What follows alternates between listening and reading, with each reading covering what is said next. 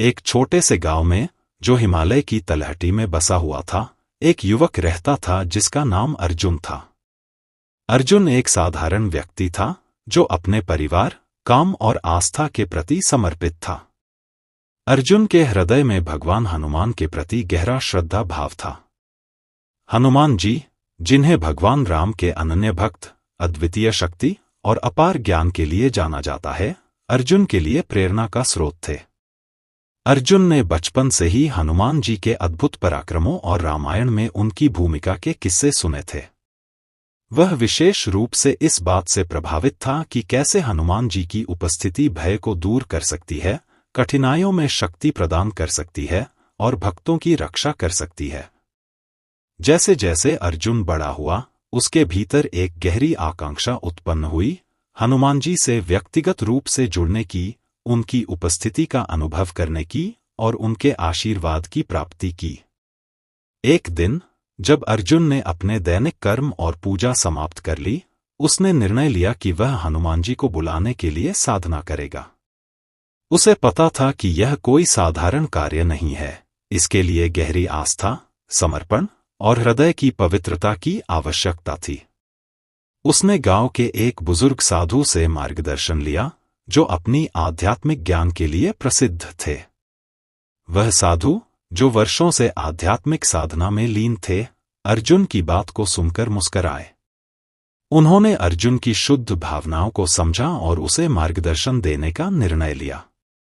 अर्जुन, साधु ने कहा, हनुमान जी एक ऐसे देवता हैं जो शक्ति, भक्ति और निस्वार्थ सेवा के प्रतीक हैं। उन्हें बुलाने के लिए तुम्हें शुद्ध हृदय और अटूट आस्था के साथ आना होगा। हनुमान जी के लिए एक शक्तिशाली मंत्र है, जिसे भक्ति के साथ जपने पर उनकी उपस्थिति का अनुभव किया जा सकता है। यह मंत्र है हनुमान मंत्र या हनुमान चालीसा, लेकिन इस साधना के लिए मैं तुम्हें एक विशिष्ट मंत्र सिखाऊंगा जो अत्यंत प्रभावशाली है। साधु ने फिर मंत्र का उच्चारण किया। हनुमते नमः। यह मंत्र, साधु ने समझाया, एक साधारण लेकिन शक्तिशाली आह्वान है। इसका अर्थ है, मैं हनुमान को प्रणाम करता हूं। यह मंत्र हनुमान जी की ऊर्जा के साथ प्रतिध्वनित होता है, उनकी उपस्थिति और आशीर्वाद को बुलाने के लिए। साधु ने अर्जुन को इस साधना को पूरा करने के लिए उचित विधि बताई। शुद्धि और तैयारी। साधु ने कहा कि अर्जुन को सबसे पहले खुद को शारीरिक और मानसिक रूप से शुद्ध करना होगा। उसे हर सुबह स्नान करना चाहिए और साफ कपड़े पहनने चाहिए। उसका मन सांसारिक विचारों से मुक्त होना चाहिए, केवल भक्ति और हनुमान जी की छवि से भरा होना चाहिए। पवित्र स्थान। अर्जुन को अपने घर में एक छोटा सा मंदिर बनाना था, जो हनुमान जी को समर्पित हो। इस मंदिर में हनुमान जी की मूर्ति या चित्र, दीपक, धूप और ताजे फूल होने चाहिए। यह मंदिर उसकी भक्ति का केंद्र बिंदु बनेगा। समय और निरंतरता। मंत्र का जप हर सुबह सूर्योदय से पहले 108 बार करना था, जो कि एक शुभ और आध्यात्मिक ऊर्जा से भरा समय माना जाता है। अर्जुन को 40 दिनों तक लगातार इस साधना का पालन करना था, जिसे आध्यात्मिक परंपराओं में मंडल कहा जाता है। प्रसाद।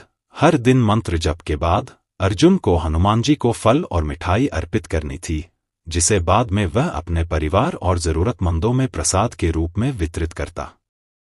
ध्यान। मंत्र जप के बाद अर्जुन को ध्यान में बैठना था, अपने मन की आंखों में हनुमान जी की छवि पर ध्यान केंद्रित करना था। उसे हनुमान जी का रूप अपने सामने देखना था, उनकी उपस्थिति का अनुभव करना था और उनके आशीर्वाद की कामना करनी थी। साधु ने अर्जुन को मंत्र सिद्ध करने की प्रक्रिया भी समझाई। मंत्र सिद्ध करना का अर्थ है आध्यात्मिक साधना के उस स्तर तक पहुंच जाना जहां मंत्र आपके भीतर जीवित हो जाता है और उसकी शक्ति आपके जीवन में प्रकट होती है। अर्जुन, साधु ने कहा, जब तुम भक्ति के साथ मंत्र का जप करोगे, तो तुम हनुमान जी की उपस्थिति महसूस कर सकते हो। तुम सूक्ष्म संकेत अनुभव कर सकते हो, जैसे अचानक गर्मी का एहसास, शांति का अनुभव या हनुमान जी के जीवंत सपने। ये संकेत बताते हैं कि तुम्हारी साधना फलित हो रही है। लेकिन मंत्र सिद्धि का सच्चा प्रमाण उस परिवर्तन में है जो वह तुम्हारे भीतर लाता है। तुम्हें अपने डर दूर होते हुए, अपनी शक्ति बढ़ती हुई और तुम्हारे हृदय में अटूट आस्था का विकास होता हुआ अनुभव होगा। तब तुम्हें पता चलेगा कि मंत्र सिद्ध हो चुका है। अर्जुन ने साधु के निर्देशों का पूरी निष्ठा के साथ पालन किया। हर सुबह वह सूर्योदय से पहले उठता, स्नान करता और अपने मंदिर के सामने बैठकर पूरी भक्ति के साथ मंत्र का जप करता। जैसे जैसे दिन बीतते गए, उसने अपने भीतर गहरा परिवर्तन महसूस किया। उसके दैनिक जीवन की चुनौतियां कम चुनौतीपूर्ण लगने लगीं और उसके हृदय में एक गहन शांति स्थापित हो गई। 40वें दिन, जब अर्जुन मंत्र जप के बाद ध्यान में बैठा, तो उसने अचानक अपने चारों ओर गर्माहट का अनुभव किया। उसने अपनी आंखें खोलीं तो देखा कि मंदिर में जल रहा दीपक सामान्य से अधिक तेज चमक रहा है। उसने फिर से अपनी आंखें बंद कर लीं और अपने मन की आंखों में हनुमान जी का दर्शन किया, भव्य और दिव्य, मुस्कुराते हुए। अर्जुन की आंखों से खुशी के आंसू बहने लगे। उसे एहसास हुआ कि हनुमान जी ने उसकी पुकार सुनी है और उसे अपने दिव्य आशीर्वाद से नवाजा है। उस दिन से अर्जुन का जीवन हनुमान जी के आशीर्वाद से भर गया। उसे अपने भीतर एक आंतरिक शक्ति का अनुभव हुआ, जिसने उसे किसी भी चुनौती का सामना करने के लिए साहस और विश्वास दिया। वह अपने गांव के लोगों के लिए प्रेरणा का स्रोत बन गया, अपनी साधना की कहानी साझा करता और उन्हें हनुमान जी के आशीर्वाद की प्राप्ति के लिए प्रोत्साहित करता। अर्जुन ने रोजाना मंत्र का जप करना जारी रखा। अब यह उसके लिए कोई कर्तव्य नहीं था, बल्कि प्रेम और कृतज्ञता का प्रतीक बन गया। उसे पता था कि हनुमान जी हमेशा उसके साथ हैं, उसे मार्गदर्शन, सुरक्षा और दिव्य कृपा प्रदान करते हैं।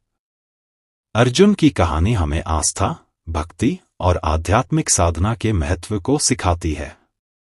हनुमते नमः मंत्र केवल शब्दों का समूह नहीं है, यह हनुमान जी की दिव्य ऊर्जा से जुड़ने का एक माध्यम है। जब इसे निष्ठा और भक्ति के साथ जपा जाता है, तो यह हमारे जीवन में गहरा परिवर्तन ला सकता है और अपने भीतर मंत्र की शक्ति का प्रमाण सिद्ध कर सकता है। भगवान हनुमान का आशीर्वाद उन सभी के साथ हो जो उनकी दिव्य उपस्थिति की कामना करते हैं।